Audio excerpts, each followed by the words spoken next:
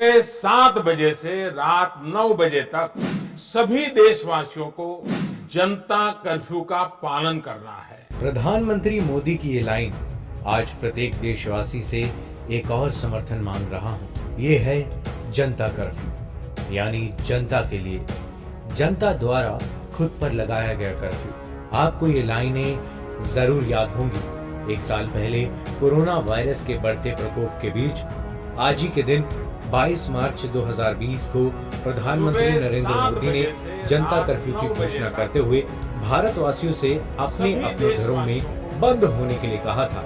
इसके साथ ही लोगों को मास्क पहनने, शारीरिक दूरी का पालन करने, हाथ को साफ रखने जैसे तमाम गाइडलाइन पालन करने के निर्देश दिए गए थे। ये एक तरह से कोरोना के प्रसार को रोकने की कोशिश व इस घातक बीमारी के खिलाफ आधिकारिक जंग की शुरुआत थी।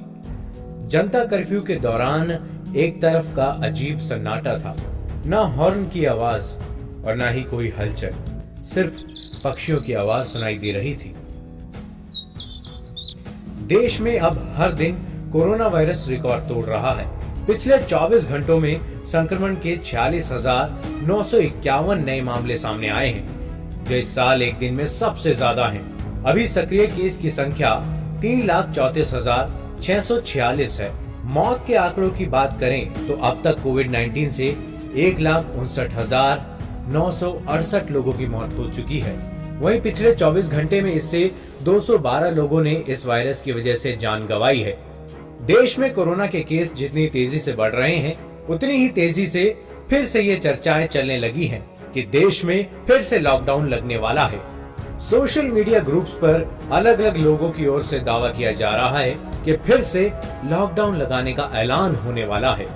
आंकड़ों के मुताबिक बीते हुए एक हफ्ते में कोरोना के मामलों में 67% बढ़ोतरी देखी गई है। इस बीते हफ्ते में इससे पिछले हफ्ते के मुकाबले 1 लाख ज्यादा कोरोना मामले दर्ज किए गए हैं।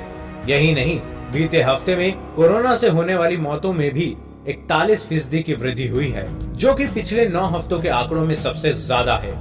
15 मार्च से 21 मार्च तक देश में कोरोना से 1,239 मरीजों की मौत हुई है। वहीं इस दौरान देश में 2.6 लाख नए कोरोना मामले दर्ज किए गए हैं, जो लॉकडाउन के वापसी की घंटी साफ बजा रहे हैं। राजस्थान में नई गाइडलाइन, मध्य प्रदेश में 3 शहरों में लॉकडाउन और महाराष्ट्र के कुछ इलाकों में लगता लॉकडाउन और रोजाना आती हर राज्य की नई गाइडलाइन, ये साफ इशारा पिछले साल की तरह देश एक बार फिर पूर्ण लॉकडाउन की तरफ बढ़ रहा है, ये इशारा करते हुए नजर आ रहे हैं। विशेषज्ञों के अनुसार हाल ही में संक्रमित होने वाले मरीजों के आयु समूह की पहचान करना बेहद महत्वपूर्ण है। एक्सपर्ट्स के मुताबिक अगर कम उम्र के लोग ज्यादा संक्रमित हो रहे हैं तो यकीनन हम कोरोना के एक और बड़ी लहर के मुहाने पर बैठे हैं। अब तक 60 साल से ऊपर के उम्र वाले लोगों में ज्यादा संक्रमण पाया जा रहा था और 60 साल से नीचे के लोगों में बेहद कम संक्रमण था। लेकिन अगर यह बीमारी युवा वर्ग की तरफ बढ़ रही है तो हमें सतर्क रहने के साथ साथ तेजी से इसके खिलाफ कदम उठाने की जरूरत है। महाराष्ट्र, पंजाब, कर्नाटक, गुजरात और मध्य प्रदेश में ही देश के 80% नए मामले दर्ज किए गए हैं। रविवार को महाराष्ट्र में 24 घंटे में 30,000 से ज्यादा मामले सामने आए। वहीं पंजाब, गुजरात, दिल्ली, यूपी और अन्य कई राज्यों में हालात बेकाबू हो चुके हैं। दिल्ली में पिछले 24 घंटे में 823 नए मामले दर्ज कर दिए गए हैं। लगातार दूसरे दिन 800 से ज्यादा मामले दर्ज हुए। रोजाना के नए आंकड़ों के मामलों में यह संख्या 25 दिसंबर के बाद सबसे ज्यादा है। ठीक एक साल पहले जब जनता कर्फ्यू लगाया गया था, तब भारत में कोरोना वायरस के कुल 330 मामले थे और तब ये रफ्तार भी डराने वाली लग रही थी।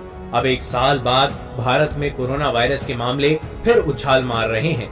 जो केस हर रोज 15,000 के करीब पहुंचे हुए थे, अब फिर से एक दिन में 40,000 के करीब मामले दर्ज हो रहे हैं, जो हर किसी को डरा रहे हैं।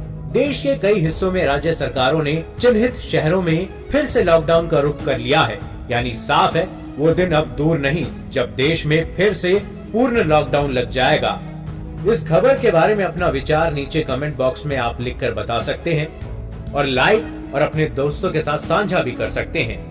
और यस, कोरोना वायरस की हर अपडेट के लिए हमें सब्सक्राइब करना ना भूलिएगा जनाब।